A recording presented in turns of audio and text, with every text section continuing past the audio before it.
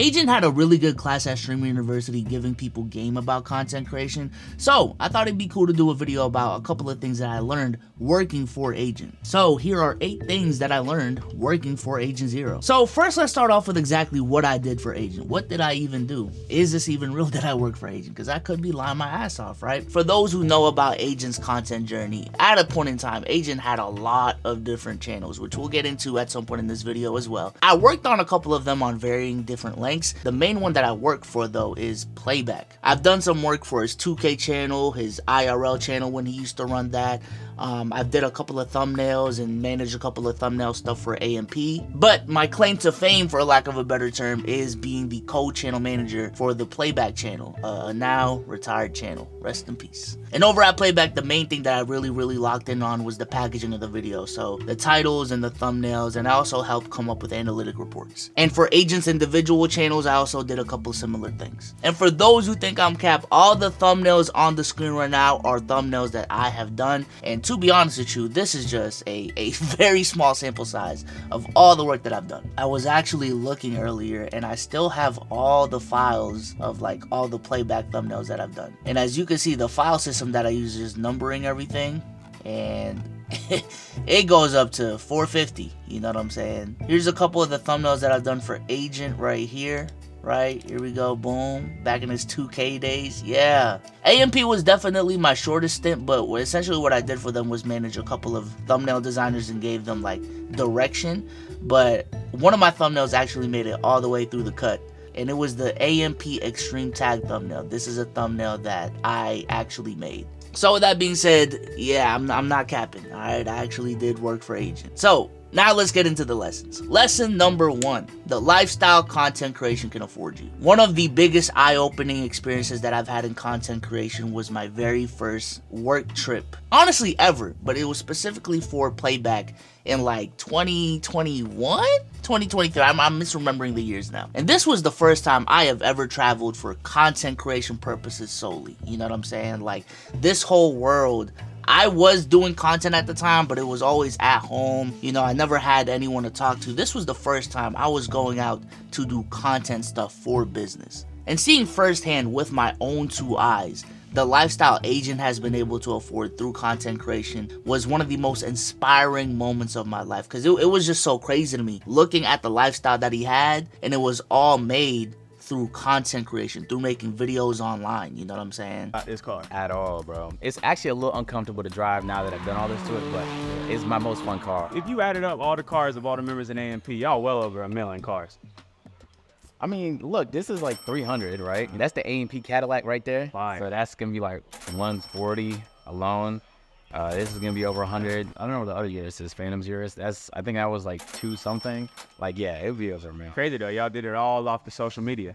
It's just insane. Yeah. Actually insane. And I think for a lot of creators, DreamCon is actually the place where they get this similar feeling that I had, because the amount of times I've seen content creators go to DreamCon for the first time and are inspired by what's possible with content creation is honestly so heartwarming, like it's crazy. They also get to put faces on names, and even if you aren't a content creator, seeing people meet the communities that they built online in person is, again, very inspiring. But for me, that first moment was meeting up with Agent and, you know, seeing all the mansions and the cars that he had, and it was just crazy. Lesson number 2, blowing up can be luck, but sustained success isn't. Listen, one of the biggest questions and discussions that I've had as a content creator is the concept of how much of this is luck. And I think where I've landed is that blowing up can be luck, you know what I'm saying? However, doing it over and over and over again and sustaining your success over a length of, for Agent, a decade plus now, you know, for some creators, years on end, that is not luck. And I think Agent is one of the biggest examples of this, because his systems and processes is to the T. I think compared to all the other AMP members outside of Kai, like, Agent's content creation game from a consistency standpoint is, in my opinion, the strongest. And for me, the content creators that I admire the most aren't necessarily the ones that had the highest peaks. It's the content creator who's been able to maintain like full-time success for decades at a time. You know what I'm saying? So I want to shout out Agent. I want to shout out Low. I want to shout out Kenny Beecham. You know what I'm saying? The people who have been in the game for 7-8 years and have been able to make it work that long, that says a lot about you as a content creator and the skill that you have. And not to toot my own horn here, that is where I pride myself in, is how long I've been in the content game. Like, for those who don't know, I am now 25 and I have been creating content since I was a sophomore in high school. So one of the main things I pride myself on is my longevity. And the reason why it's so impressive is because content creation, it's not a safe field. You know what I'm saying? This is a very volatile field. Your income isn't guaranteed. It fluctuates every single month. One month you can have the biggest month ever. The next month you can have the worst month ever. Like, that is just how this game works. And to be able to be a content creator who has been successful in this game for an extended period of time, to me, is the most impressive thing you can do as a content creator. Because a lot of content creators come and go, you know what I'm saying? Especially in this TikTok era, you can be the sound of the month, and in 2 to 3 months, we already forgot about you. But for those who we don't forget about, who have staying power, y'all are the real content creators. And I think Agent is one of them. Lesson number 3, ideation is an unskippable part of the process. I think a lot of inexperienced content creators view meetings as just a waste of time. Like, what the fuck are we sitting here talking for? Let's just record and create content, right? Like, that is the mentality a lot of people have. However, the best content creators in the world will tell you, and honestly, the bigger the content creator, the more they will tell you this, the ideation process is arguably the most important part of the process. And the amount of people that not only skip this process, but just go about content creation essentially just winging it is honestly crazy to me. It's insane. Questions. Ideas, okay? Yo, I mean this in the nicest way possible. If you're struggling with ideas, you're gonna have a very tough time being a content creator. You guys are all very creative. Just because, nigga, I spend 3 times a week brainstorming ideas for hours. I have my strategies. Personally, I like to go on drives and play the Brand Food playlist on Spotify. Sometimes I'll lay in my bed, do my Wim Hof breathing strategies, and just brainstorm. It really depends on what you're into. Like, I have my preferences. You should be brainstorming all the time. I mean, all the time. At night, after every stream, me and my team talk. We talk ideas, we talk what's tomorrow, we talk what's next week. You should be brainstorming so much you have thousands of ideas. I'm not exaggerating. I leave my ideas on a notes, and then on each of my notes, I'll have like, oh, Saturday, I'm opening Pokemons, I got reacts, and then I'm working on the backyard. We're doing some construction to the backyard. Sunday, we were supposed to bury a TV with Ray, and then we mounted Ray's TV.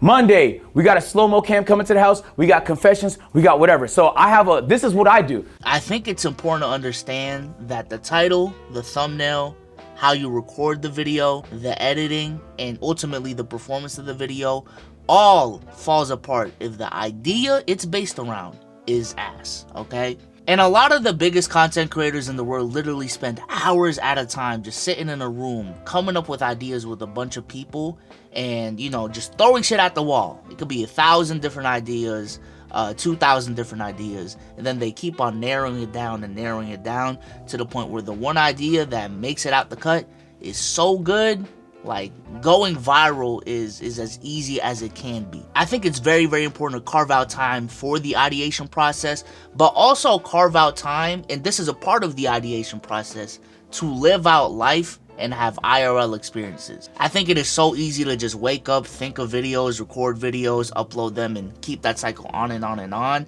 But a lot of content creation draws from real life inspiration. A lot of content creation is storytelling, telling your unique story. And if you don't have stories to tell, you're gonna have a tough time. You just are. And I also think that's a part of the longevity conversation. Like, a part of longevity is not burning out and taking care of your mental health. And a part of that is literally sometimes not creating content, taking a step away from the computer, and living life. That is a part of the process. Alright, so the next lesson is the mentality to be a great content creator. Going back to that initial playback trip, one of the things that really opened my eyes was the mentality that full-time content creators had when it comes to creating content. Because I'm telling you right now, if you have ever been around these people, the way they move is just a completely different game, especially if you're not used to it. And what I mean by this is that when they wake up, they're already thinking about content creation. When they're at lunch, they're thinking about content creation. When they're at dinner, they're still talking about content creation. And when they go to sleep, they're scrolling on Twitter, they're thinking of YouTube ideas, studying other content creators, and that's what they do. That's what I do. I ain't gonna lie. Maybe this is a hot take, but I think to be a great content creator, like a truly great, successful one, you have to be obsessed with content creation. You know what I'm saying? At least to some degree. It becomes a lifestyle. It becomes this thing that consumes you. And I know this may have some bad connotations to it, but I feel like obsession is truly a part of the game. At the very least, I see it as a characteristic trait that a lot of your favorite content creators have. I think the bigger picture thing that I'm really trying to get at here is the discipline that's needed to be a full-time content creator, because the beauty about content creation, right, is you are self-employed. You technically do not have a boss outside of your audience, right? And let me tell you right now, it is very, very easy to just wake up one day and say, I don't feel like working, and no one's gonna tell you no. It's very easy to do that the next day, and the day after that, and the day after that. And to be honest with you, this is just entrepreneurship, right? But sticking to content creation, your favorite content creator, it is not an option to work every single day. It is a requirement. It is just life to make content and think about content and, you know, become a better content creator every single day. That's just a part of our lives. And that's something that I've seen not only being around Agent, but being around the people around Agent. This is just how they move. And speaking of, lesson number 5, the importance of having a great team. Listen, I get that it's hard to have a team when you're starting out, but I think as you scale up and as you grow, the importance of having a team becomes stronger and stronger and stronger. Because what a team allows you to have is scalability.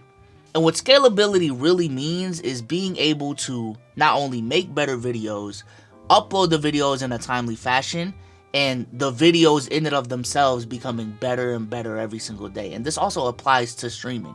I think the reality is a lot of content creators did not get into content creation to learn how to edit, right? To learn how to make thumbnails, to learn how to script, and all these different things. A lot of us came into content creation to become idea makers, to become voices, to make an impact, right? To be on camera, all of these different things. And what a proper team allows you to do is focus on the things that really matter to you. All right, now let's talk about the pros and cons of diversification, because Agent to me is actually the biggest example of this in the YouTube content space. Because for those who don't know, because I feel like a lot of y'all are really only starting to find out about Agent over these last couple of years, but for the people who have known about Agent for years now, one of the things that not only fans but other content creators really commended Agent for was the amount of different channels that he was running successfully. At a certain time, and this is around when I was working for him, Agent was running Agent Zero Gaming, the Agent IRL channel, Playback, Peer-to-Peer. He was doing AMP. I think he was just starting the stream, right? And the craziest thing about this was all of them was hitting. All of them was performing very, very well. But fast forward to 2025 and he's not running all those channels anymore. Like Peer-to-Peer is done. Playback is done. The 2K Gaming channel is done, right? The IRL channel he hasn't uploaded in years. I believe even in his clipping, you know, streaming strategy, he has 2 clipping channels. I think one of them he doesn't upload anymore and everything just goes to Agent Everything, right? And I don't necessarily think he made the wrong decision the way he started off, because there's pros and cons to everything, right? I think the pros of diversification is having a bunch of different revenue streams so that when one isn't doing well, you're not too reliant on it because you didn't put all your eggs in that one basket, right? Which in theory, it makes sense. However, in practice, it is much easier said than done, and you can make a case that diversification in certain instances can actually hurt you. And what I mean by this is when you diversify too much in the content game, because, you know, a lot of content creation, at least the way we're talking about it right now, is having one person being on-camera talent. You tend to spread yourself out really, really thin, really, really fast. And while the individual channels were doing just fine, I think what happened over time was that because Agent was spread so thin, not a single one of these different channels actually realize their full potential. And Agent, if you're watching this, correct me if I'm wrong, but from the outside looking in, essentially what he did was a less is more approach. Let me focus on less channels, but have more energy to dedicate to those individual channels. And the ventures he ultimately decided locking in on was his streaming career and AMP. And I'm not gonna lie, with how AMP and his streaming career has boomed, you can't really say he made the wrong decision. But for all of you guys watching this, diversification is a thing you worry about way down the line. And I think even for myself, because for those who know my content journey, I have started a bunch of different channels. I personally think in hindsight, I diversified way too soon. Diversification is one of those things, in my opinion, that you should really only start thinking of once you have 500,000 or 1 million plus subscribers. I think a lot of people fall into the trap of diversifying too soon, and everything that Agent went through, you're gonna go through it, but like much worse. Also, growing one channel is already hard enough. Don't try growing two at the same time, especially in the beginning. Lesson 7, the art of pivoting. I think one of the most impressive things about Agent's career is his ability to reinvent himself over and over and over again. Agent's ability to pivot to me is the biggest reason as to why his career has been as long as it has been. Even within his 2K era, he was able to pivot, right? Because for those who don't know, Agent started off as a My League YouTuber, and then he transitioned over to Park, and he took over the Park game. And then from 2K, he started AMP, he started podcasting, he started this social commentary channel that was playback, he started streaming, and even who he is as a streamer has evolved over the years. Like, Agent's ability to pivot is A1, I ain't gonna lie. Studying Agent's ability to pivot is like its own video. I'm gonna keep it a stack, so I won't even dive into it. But I think a bigger takeaway from it is reinventing yourself is a part of the game if you want to do this long term. Content creation moves so fast, things evolve within the space so much that doing the same thing over and over and over again, at some point, your audience will get tired of it, and you will too as the creator. Content creation is very similar to other artistic fields in this manner. Like, no one does the same thing for 10, 15, 20 years. Unless you get the job at Law & Order SVU, because they've been going strong for like 20 years. No one does the same thing for 20 years. You have to be able to reinvent yourself over and over and over again, and understand change is something that scares people.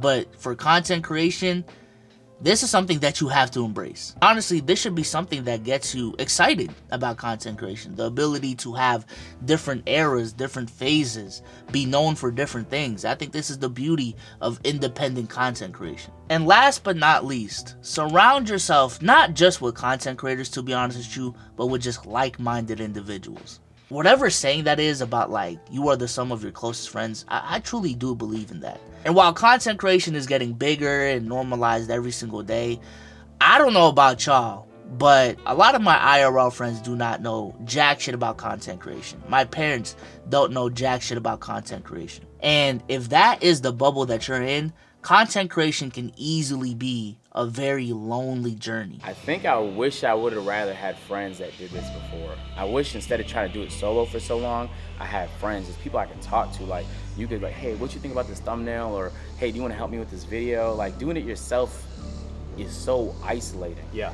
And that's what anything really. And also, like I said earlier, not necessarily that you have to do like a group channel specifically, but creating content, talking about content, doing content as a group is just more fun. Having people to bounce ideas off of, having people to get feedback and also give feedback, it makes this whole process, this whole journey much more bearable. So ideally, especially if you live in content hubs like Atlanta, New York, LA, Miami, y'all should really try your best to surround yourself with content creators in real life.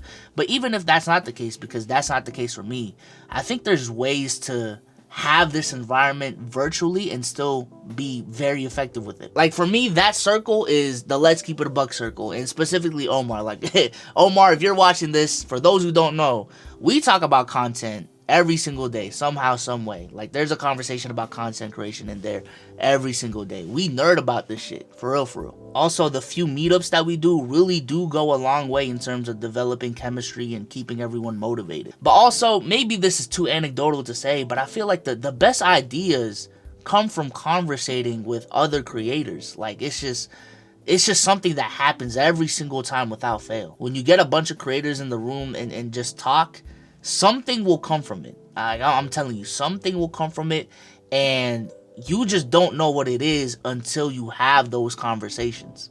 And I think Agent and the AMP collective, his career, their individual careers, I think is the biggest testament to this. So those are 8 lessons that I learned working for Agent. And as you can see, I learned a lot. You know, again, Agent, if you're watching this, and for those who don't know, like, I really do owe a lot to Agent and Low for the opportunity that they gave me years back. Because I truly would not be in the situation that I'm in without that opportunity. So I owe a lot to y'all, for real, for real. Like, full stop, that playback opportunity was the main reason as to why I felt comfortable enough to take the leap of faith to do content full time. And then that evolved into my own stuff flourishing. Now I work at, ironically, a company called Playback. And to be honest with you, this channel is a culmination of like all the different experiences that I've had as a content creator and me wanting to give back to the future generation of content creators. And for this video specifically, I was very inspired by the class that Agent taught at Streamer University, because what that told me was that a lot of people, especially in the WL community, are looking for this information, are looking for this game, and no one is just giving it. So I want to continue being that person. But with that being said, I hope y'all have a good one, and I'm out of here, man. Peace.